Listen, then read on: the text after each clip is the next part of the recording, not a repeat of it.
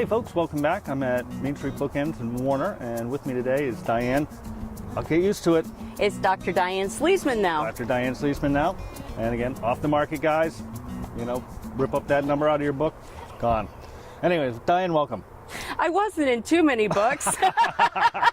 Well, you never know. Oh, it's all right, Sean. Do you recognize this? It's your nervous tick. Yes, I still have a nervous tick. And, you know, Cherry thinks this is a new toy for her, but it's just a reminder to me that tick season is a lot longer than people think. They have done some new studies, and believe it or not, ticks don't freeze. Oh, nuts. Yeah, and so where we used to think, oh yeah, we had a hard freeze, everything's great. No, ticks are just going to keep growing and reproducing, and you know, some years we're going to have worse ticks, and the wildlife folks will tell you, you know, it's devastating to the moose and deer population.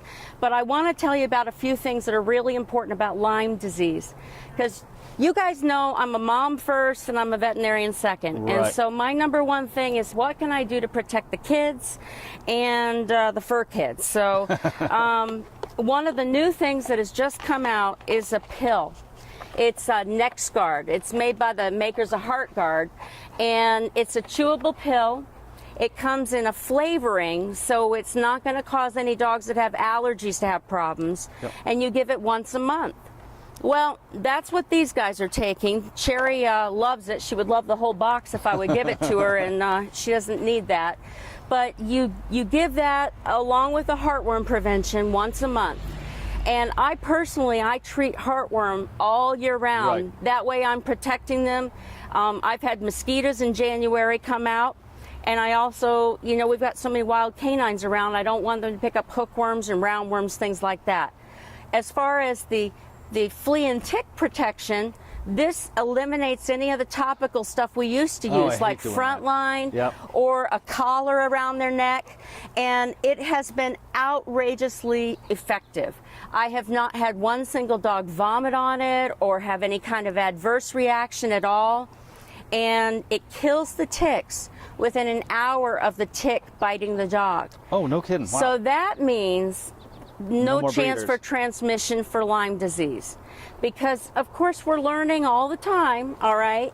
But Lyme disease, generally, the MDs and the veterinarians think that it takes about 24 hours for the Borrelia organism to come from the mouth parts into your bloodstream. Who knows? But once you get it, it ain't pretty, right? One of the things that I brought this kidney with me, it actually says kidney on the bottom in case I forgot from vet school. But, you know, this kidney reminds me that one of the worst things to have happen, and unfortunately, Dr. Lori, my associate in the practice, saw a very sick dog last week that came in, and we had to diagnose Lyme nephritis, and the dog didn't live. What happens is the Lyme organism can get into the kidney and damage the kidney, and the dog goes into full-blown kidney failure. This can happen in people as well. Wow. And that's why it's so important to really protect yourself from ticks. So those are my new tricks with the ticks, but definitely there's some good Lyme vaccines. The one that we're using over at Compassion is a very, very specific vaccine that doesn't cause a lot of reaction. I think you may realize, like when you get a tetanus shot, that you get really sore. That's because it's a bacterial vaccine. Bacterial vaccines don't have as long of a duration of immunity as, say, like a rabies vaccine, which is a virus, but they also cause a lot more reaction. And you and I have been around long enough that we remember those Lyme shots and how they would make the dog really, really sore wherever we did it. And this new shot doesn't make the dog sore, doesn't tend to make them have reactions. Any dog can have a reaction. So I like that. And then we do a little more advanced testing over at Compassion Vet. We make sure when we run that heartworm test, if they test positive for Lyme, we run an additional test to find out how high the Lyme titer is. That way we can look for false positives. We don't want to treat a dog with antibiotics if they don't need it. You all know I'm kind of holistic that way.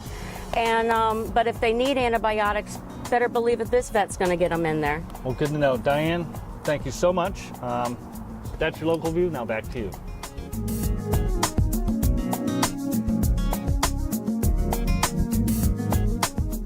Check out more videos from the Kearsarge Chronicle here. And don't forget to click subscribe to keep up with everything going on in the Kearsarge Lake Sunapee region.